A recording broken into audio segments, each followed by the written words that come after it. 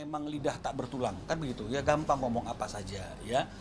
Tapi kami kan tidak bisa menanggapi itu tanpa melakukan cross check kepada pihak bank. Kami para kuasa hukum itu kan diminta meninggalkan ruangan mediasi oleh mediatornya. Jadi yang bermediasi itu adalah masing-masing prinsipal ya, semua ditengahi oleh mediatornya. Jadi apa yang menjadi pembicaraan mereka itu hanya terbatas para prinsipal dan mediator yang paham ya.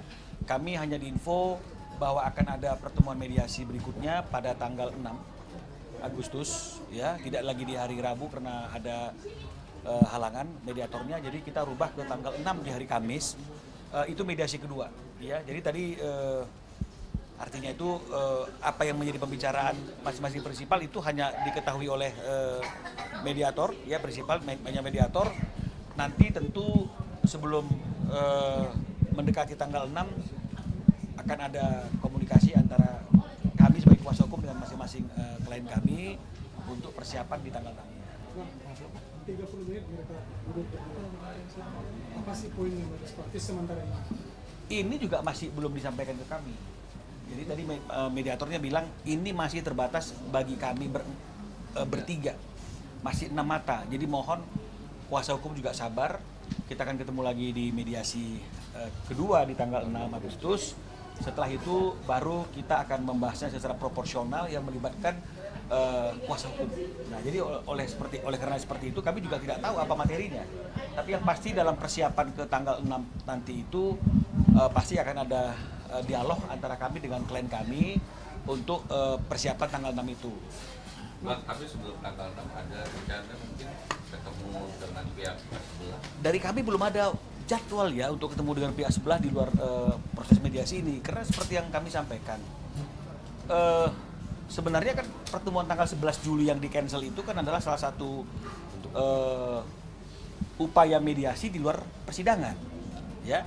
Namun ketika mediasi itu kemudian dibatalkan dengan alasan kami sudah mengajukan gugatan hak asuh anak, ini membuat akhirnya mediasi di luar persidangan itu tidak lagi menjadi opsi ya, karena kuasa hukum S juga mengatakan bahwa buat apa mediasi dua kali, buat apa ada mediasi tanggal 11 sementara sudah ada gugatan, semuanya nanti dilakukan di proses persidangan saja. Jadi oleh karena seperti itu saya rasa sementara ini opsi untuk berbicara di luar persidangan kan itu sudah tertutup ya.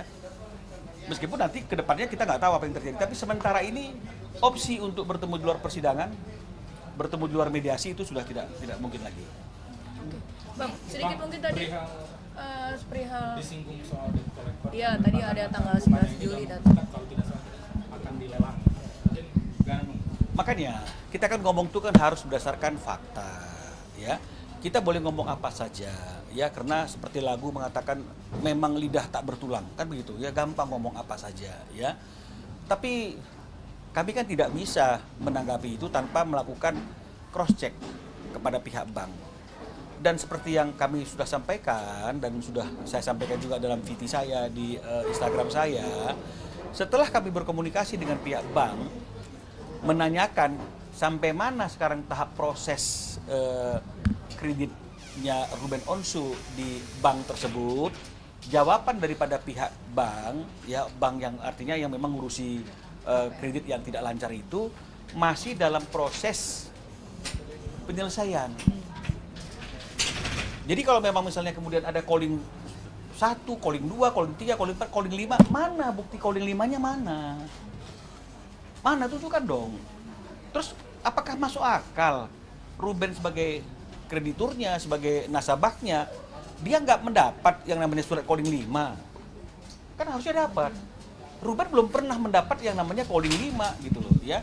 Dan ketika kami kemarin bertanya tentang sejauh apa sekarang prosesnya, jawabannya juga yang saya sudah tunjukkan di VT saya itu masih dalam proses penyelesaian. Begitu juga dengan debt collector ya. Jadi kita abaikan debt collector, masalah mobil itu sudah terjadi tahun lalu, tapi kita bicara masalah debt collector yang hari ini di rumah Cilandak. Berarti kan ini berkaitan dengan masalah tidak lancarnya kredit di bank yang bersangkutan. Ini juga kami tanyakan dengan pihak banknya itu, ngirim ya debt collector mereka jawabannya adalah kapan. Dia juga heran gitu loh. Karena memang mereka merasa tidak pernah mengirim debt collector, dan mereka memang mekanismenya kalau misalnya kemudian ada yang namanya itu sebuah kredit macet yang kemudian agunannya atau jaminannya akan dilelang, itu pasti mekanismenya kan tidak pakai debt collector. Itu pasti akan ada berita acara, ada surat, kemudian ada pemberitahuan lelang, ada pengumuman koran. Jadi mekanismenya seperti itu. Bukan kirim orang 15 orang hilir mudik gitu loh. Jadi itu kan fakta. Dan saya sudah tunjukkan komunikasi kami dengan pihak bank. Jadi artinya tolonglah jangan lagi diperbesar sesuatu yang tidak dilandaskan pada fakta. Ya, karena kalau memang misalnya dia punya fakta, maka kami akan uji fakta itu dengan fakta yang kami dapatkan.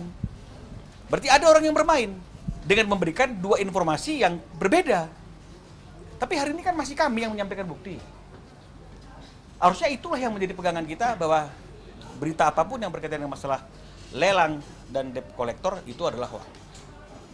Karena tidak dilandasi pada bukti yang dapat dipertanggungjawabkan. Kalau kami kan saya sudah tunjukkan, boleh diulang-ulang tuh, dikunjungi lagi IG saya. Ada di situ dialognya. Ya, bukan artinya itu kita itu ingin memojokkan seseorang, tapi karena banyak pertanyaan, ya kita harus tunjukkan ini loh. Kami ngomongin dasarnya ini gitu.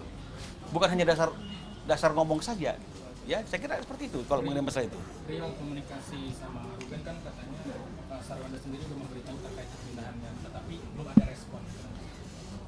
Kan seperti yang saya katakan, dia boleh ngomong apa saja.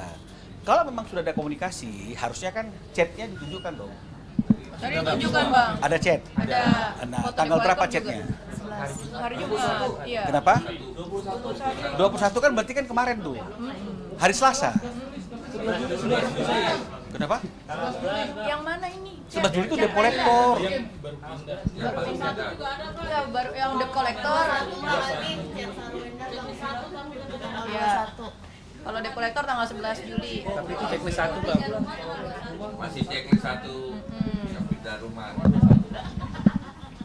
Iya. Jadi artinya kan baru hari ini today. Kan ini today nih. Loh, ini kan today, ini kan berarti kan hari ini. Artinya Itu kemarin Bang. Kenapa? Di capture-nya kemarin today itu. Oke, kemarin. Berarti kan kemarin. Artinya pada waktu saya ketemu sama Ruben di hari Jumat, dan kemudian saya tanya teman-teman di hari Senin, saya kan belum tahu, Ruben juga belum tahu ada informasi tentang perpindahan itu. Baru kemudian di capture kemarin. Kan begitu. Ya. Jadi artinya kan pindah dulu dong.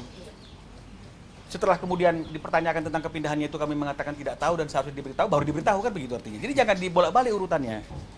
Ya. Itu dia persoalannya. Dan di sini kan juga dikatakan dia pindah rumah. Kemana pindahnya? Disebutkan? Ada alamatnya ditutup. Karena screenshotan. Ada ya? Ada. Oke. Ya.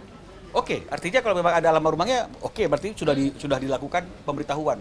Tapi kan pemberitahuannya itu kan sudah setelah dia pindah, setelah masyarakat Indonesia tahu dia pindah, setelah teman-teman media tahu dia pindah. Artinya informasi pertama yang didapatkan oleh kami, oleh Ruben, ketika terjadi perpindahan itu kan bukan dari dia. Harusnya kan sebaiknya ini ya, bukan mengajari. Orang yang pertama tahu dia pindah kan harusnya adalah Ruben. Karena di situ adalah ada anak-anak kan begitu. Tapi ini kan tidak. Ruben adalah orang yang kesekian yang tahu, karena masyarakat udah tahu terlebih dahulu, teman-teman media udah tahu terlebih dahulu, ditanya ke kita bilang tidak tahu, baru kemudian ada chat itu. Ya, jadi itulah mengenai masalah perpindahan. Ya. Gak sempat baca? Dengerin aja.